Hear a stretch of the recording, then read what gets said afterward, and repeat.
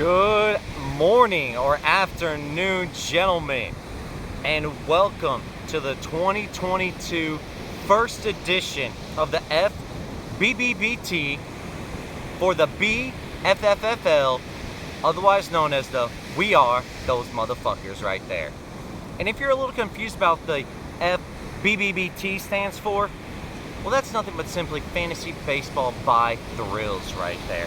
So we're talking about the first edition right here of the FBBBT, right? You can't even compare this. This is a one-of-a-kind episode, gentlemen. And something that makes it one-of-a-kind, not only is it the first of 2022, but it's the first time that Thrills has really blinded you with the sunlight reflecting off the most pale chest in the southern United States right there. So I want to apologize for that. Put on some sunglasses for the next, I don't know, maybe 5-6 minutes of this episode here. Alright, so let's talk about why are we here today, boys? Why are we here? Well, we're here to talk about my loves and hates of Draft Day 2022 and what I'm looking at when I see each of these teams. Now we're going to go through these teams in a non-sequential order. That just means kind of randomized as I thought about your teams right here. Alright, so let's start off first with one Billy Basington Ball, otherwise known as Cletus here. I do know some of the team names already by heart, not all of them. So if I don't say your name, please forgive me, but I've at least got your name down there. So, Billy, what I really like is the fireballers you have at every single position here and your pitchers. Everybody on your team is going to average a K per 9, maybe over 9, maybe over 19. I don't really know, but you're going to win that category pretty hands down each week. What I don't like right now, or what I hate, might be fantasy pros giving you some confidence that's undue or not realistic right there. They're kind of building you up. You're like the kid in class who got the multiplication problem right at 3 times 4, and you say, oh, you're going to do great on your state testing, otherwise known as GMAS in Florida. I'm sure you're going to make a 4, knowing damn good and well, just because you know 3 times 4, you ain't passing shit for shit. So, Billy, I'm sorry right there. I view you as the kid in class that, hey, you did something good, but it's the first time we've seen that something real good in a while. Alright, so sorry, fantasy pros. I don't support this statement of Billy being the first overall best drafted team right there. Sorry. Next up, let's go to one relative of Billy Basington Ball, and I'm talking about Rywalk. Now, Rywalk, something I really enjoy, not number one, first of all, not even on my list, was you making a draft day appearance right there. Seeing your mug firsthand in that draft really let me know what this kid's all about right there. And something I see your team is all about is batting average. When I looked through that team, I didn't see anybody that was going to bat below 260 each week. You have got that on lock. You're not going to have to stress about, oh, somebody's in a prolonged slump right there killing my average. No, because you got everybody on your team is pretty solid, maybe aside for Eduardo Escobar right there.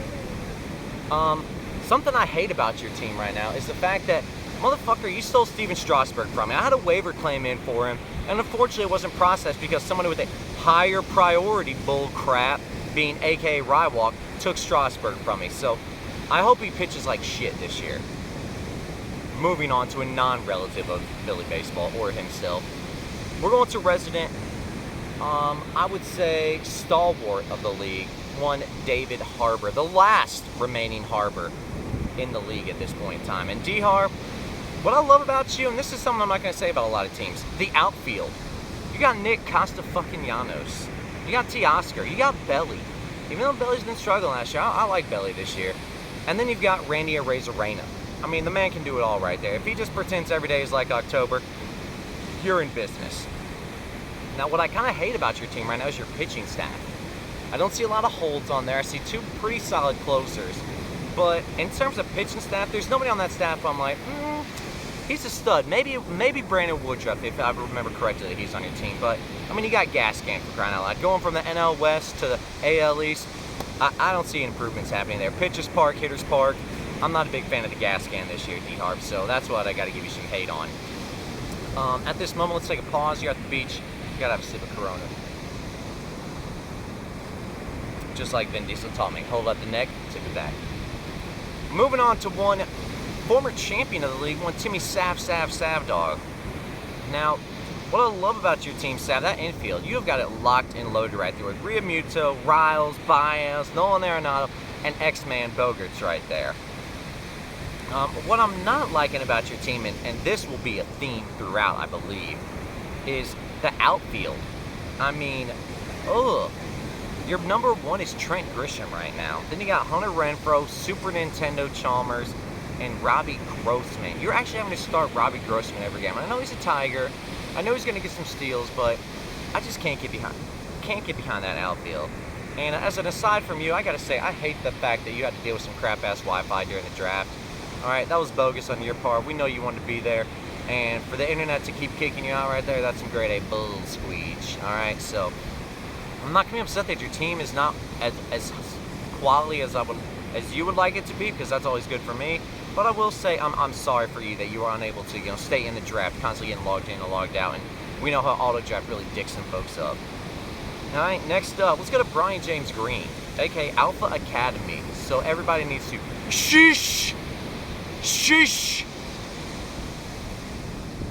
First off, I really love the potential for home run production that you offer on this team. I mean, up and down that lineup, there's dudes that are going to jack some home runs. I mean, something I didn't love about your team is it took me so long to find something that I actually loved, B Green. I had to look up and down. Most teams I could look at and be like, oh, that's pretty good right there. I had to really like hunt and peg and be like, I guess I'm going to love the home run production that he brings to the table right there. So, B Green, I gotta say thank you for sheesh and listening to this, and I've got one more. Thank you, B Green, for drafting such a team that looks like it will finish in the consolation bracket. Next up, we go to the stash man himself, although he was Sam's stash at the draft to my recollection. That's one Jay Cock.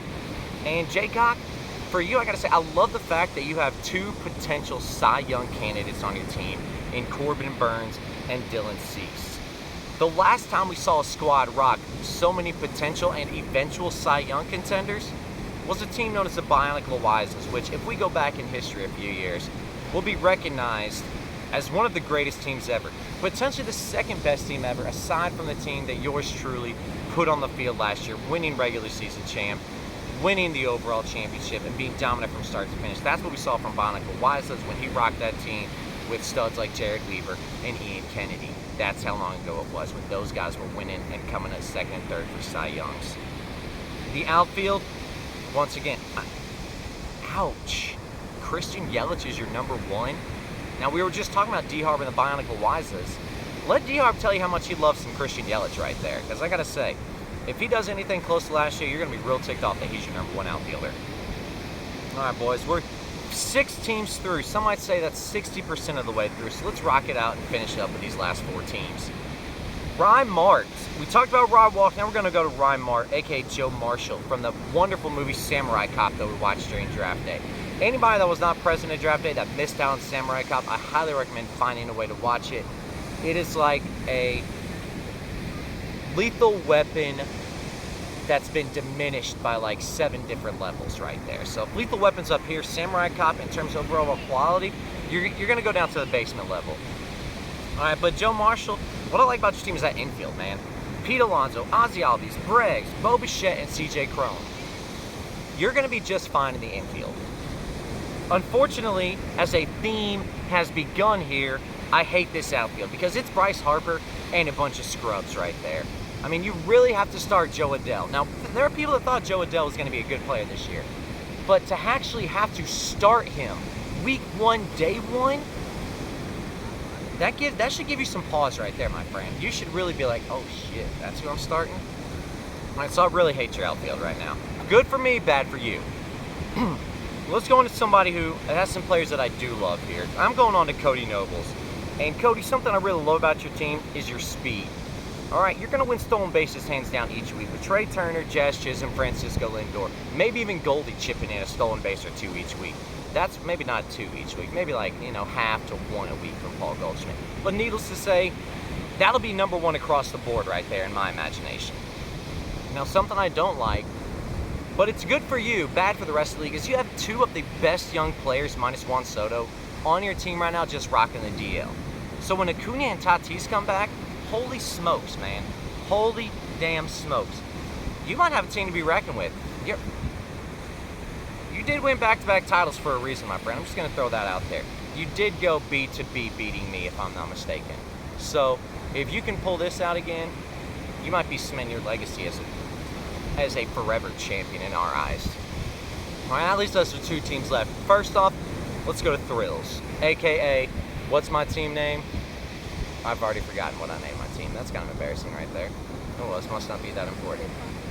No, that's in a different league. Thank you. Heather Thrill's trying to help me out there. She said U.S. Constitution, but that's in a different league. What is my team name in here? I've already forgotten. Oh well.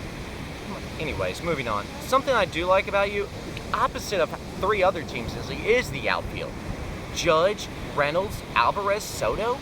Those are 4 studs that any team would like to have. If Judge and Alvarez can stay healthy all year, with Judge being in a contract year, Alvarez maybe getting some, if he needs Dan Marino bionic knees, somebody pay for him in Houston. That's all I'm going to say. Now, something I don't like is having to play and start 2 Washington Nationals players on a day-to-day basis right out the gate. The Nats might be the 2nd worst team in all of baseball behind the Orioles this year, and I'm having to trot out Nat legend Josh Bell and Nat newcomer Nelson Cruz. Nelson Cruz is one of the few players in baseball who's actually older than anybody in this league, which is craziness. Hopefully he doesn't bat 240 this year and really go into a downward spiral. I'd really like him to be about 270, jacking some dingers in that friendly park right there. But right now, I kind of hate having to start both of them. Which leaves us last but not least with Mr. Anthony Matthews. Anthony, let's start with what I hate. And that's your first base options. You really have Frank the Tank and Wilmer Flores as your only players that can play first base for you. That's absolutely pathetic right there. Pathetic. But when you spend a lot of your money and you can only bid $1 from about the draft started at 3, so about 3:30 to the end of the draft, you were maxed out at $1 because you had blown all your cash. That's gonna happen. Something I love is you seem to have monopolized the Max name right there with Max Scherzer and Max Fried. Now, yours truly does have Max Muncy, who does also play as main first base. So if you wanted to truly capitalize on owning every single quality Max player in the majors, you could definitely trade him and acquire Max Muncy for me. He's gonna, hit 30 home runs, be on base at an 850 clip all year. Pretty dang good, just saying. All right, so boys, that's gonna wrap it up for our first edition of the FBBT in the BFFL of We Are Those Motherfuckers right there. All right, so I appreciate you listening. Hopefully you don't make any moves that are going to make your team any better by listening to the love-hate. Hopefully you just find a way to keep deteriorating teams and make it easier for me to go back-to-back. But for Thrills Alexander, from this beautiful beach setting, drinking this delicious, somewhat warm now Corona from the sun, you boys take it easy, and I'll see you next time.